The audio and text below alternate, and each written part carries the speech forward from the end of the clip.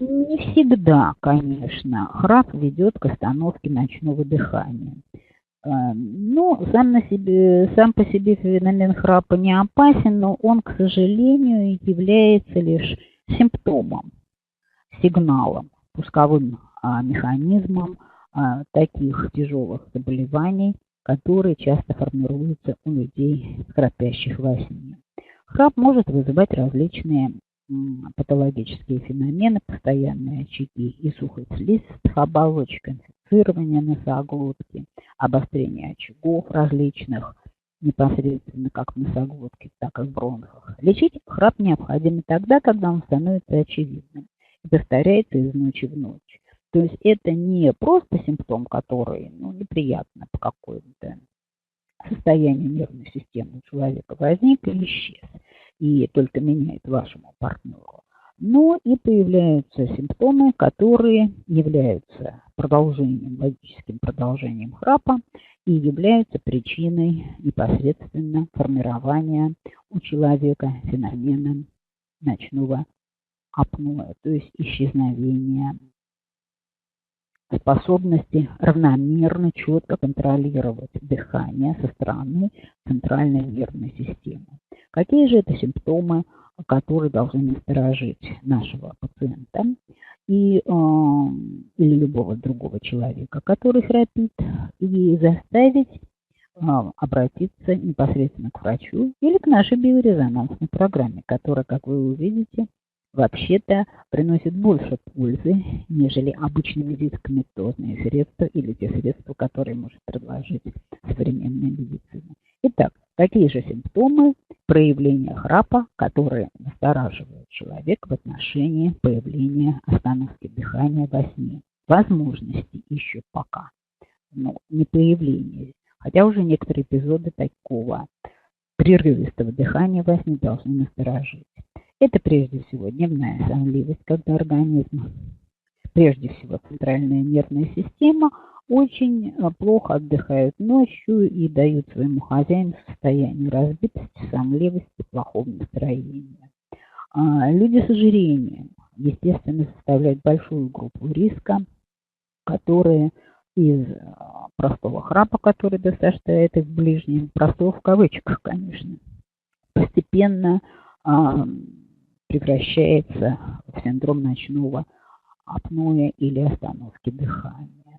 Постепенно снижается память, внимание, поскольку очень мало кислорода поступает ко всем клеткам, не только центральной нервной системе, но и организму вообще. Головная боль в тот момент, когда человек только пробуждается и сохраняется несколько часов подряд.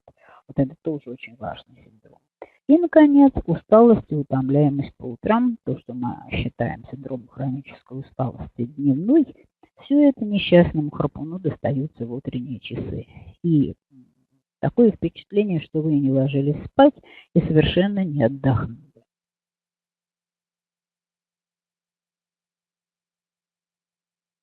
Вот вы видите перед собой двух пациентов на картиночке, которые довольно находятся в таком возрасте, когда синдром храпа может превратиться в синдром ночной остановки дыхания. Им предложили какой способ решить. Это дополнительная маска, которая надевается на лицо и подает кислород, и не дает спадаться мышцам мягкого неба и полностью закрывать дыхательные пути. Поэтому сам аппарат, конечно, выглядит вроде бы так не очень тяжело, но спать в таком состоянии довольно сложно, потому что кроме ротовой полости нужно регулировать и носовые ходы, которые тоже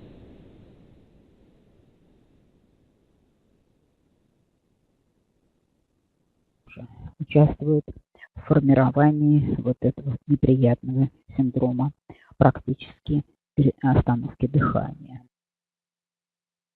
Есть или нет ночное апноэ или ночная остановка дыхания. Для этого достаточно прислушаться к дыханию спящего человека.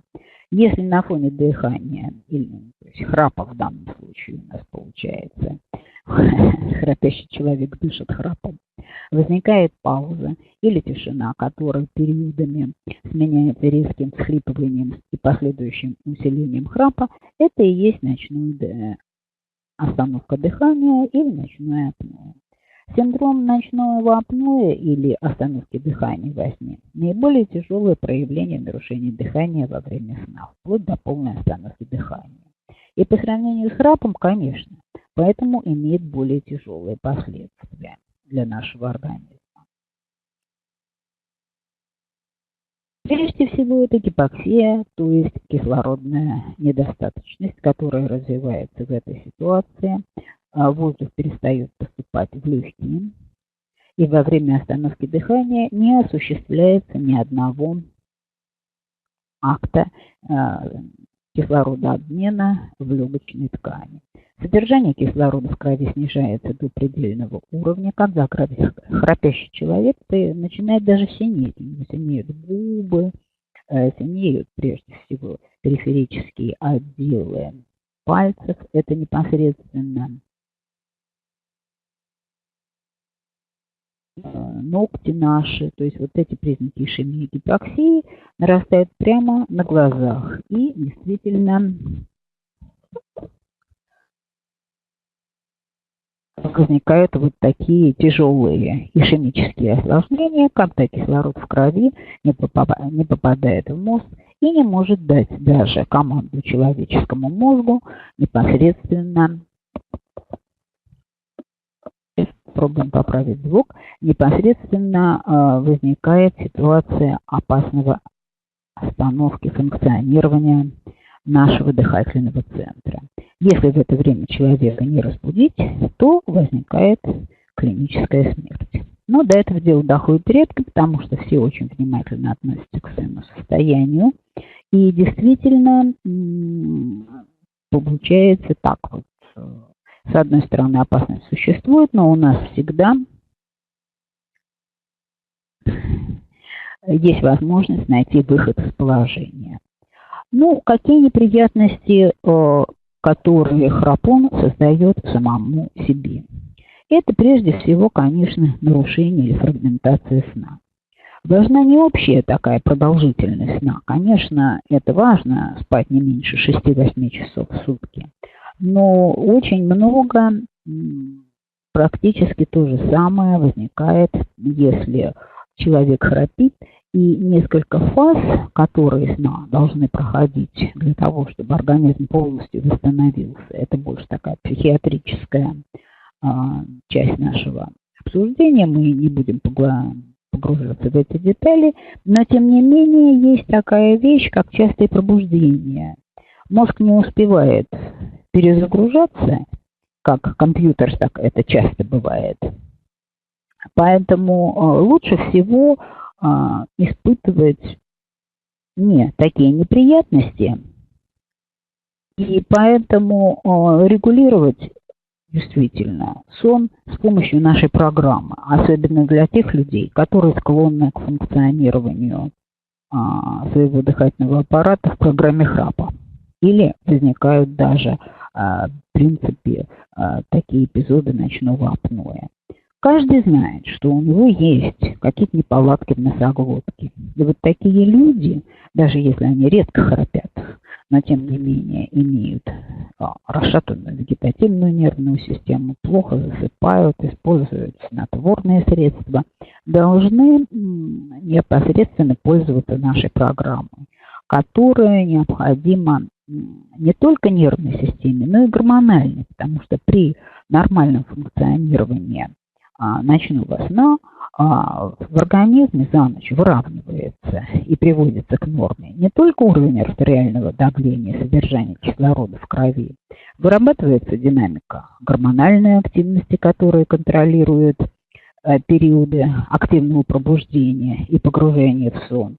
И таким образом значительно уменьшится количество людей, которые не только храпят, но и пользуются для того, чтобы уснуть дополнительными стимулирующими средствами, вроде снотворных.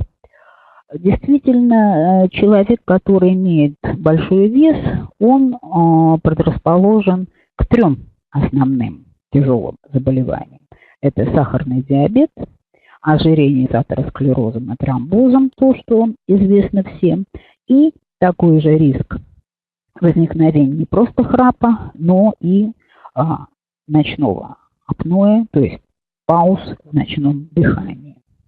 Все его органы и ткани получают мало кислорода, и вот такие частые пробуждения во время сна, которые непосредственно характерные, не так ощущаются человеком, как это обычно бывает непосредственно, когда человека разбудить, потрясти за плечо.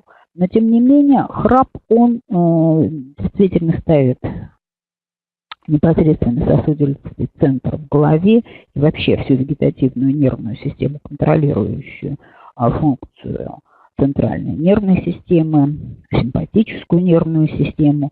Действительно, в эти периоды возникают такие неприятные ощущения. Люди, которые храпят, просыпаются внезапно в это время, сами даже могут почувствовать. Появляются боли в сердце, неожиданное такое учащение сердечной деятельности. Ну, померить артериальное давление в этот период, конечно, невозможно, но люди, которые участвовали в коллективных исследованиях по поводу храпа, отмечают и этот период. Поэтому различные виды гипертонических изменений, аритмии со стороны сердца, все это создает у храпунов именно не просто угрозу возникновения остановки, на доли секунд дыхания и вновь возобновляется эта деятельность. Тем не менее, вот такие эпизоды гипоксии с тяжелыми артериальными осложнениями чрезвычайно опасны в ночное время развитием инсульта и инфаркта. Поэтому помните об этом и постарайтесь объяснить это своим ближним или самому себе, если вы храпите во сне. Это об этом можно легко узнать, спросив партнера, который спит в одном помещении с вами. Продолжение существующих неприятностей, которые создает храп для человека, это повышение действительно артериального давления. Перекрытие дыхательных путей на уровне гортани и глотки создает эффект мехов. Меха – это такие, естественно, скажем так, участвующие в работе скорее уже исчезнувших механизмов нагнетания воздуха, то в область разряженного давления. В эту вакуумную ловушку попадает засасывающая кровь элементы, которые попадают с периферии в центр и перегружает сердце излишними объемами. Вот такое отрицательное давление, которое создается перекрыванием верхних дыхательных путей, очень характерный симптом. Встречается в 100% случаев, и действительно перегрузка сердца излишними объемами крови, как это бывает у человека храпящего в дневное время, это, как правило, не встречается, а именно во время сна, также представляет реальную угрозу для ночных храпунов.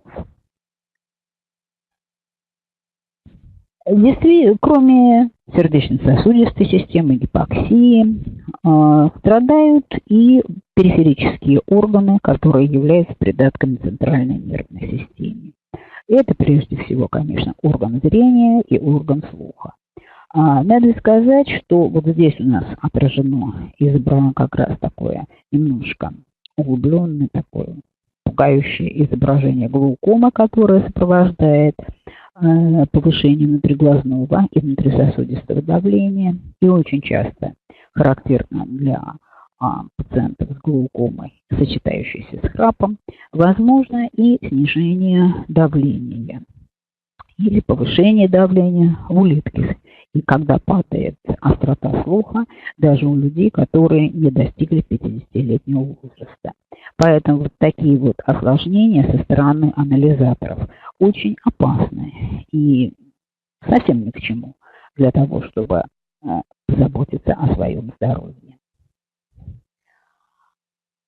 Многие из молодых людей, страдающих храпом, часто говорят, что вот у меня носоглотка здоровая, и откуда берется эта неприятная ситуация, особенно если во время сна возникают перерывы в дыхании.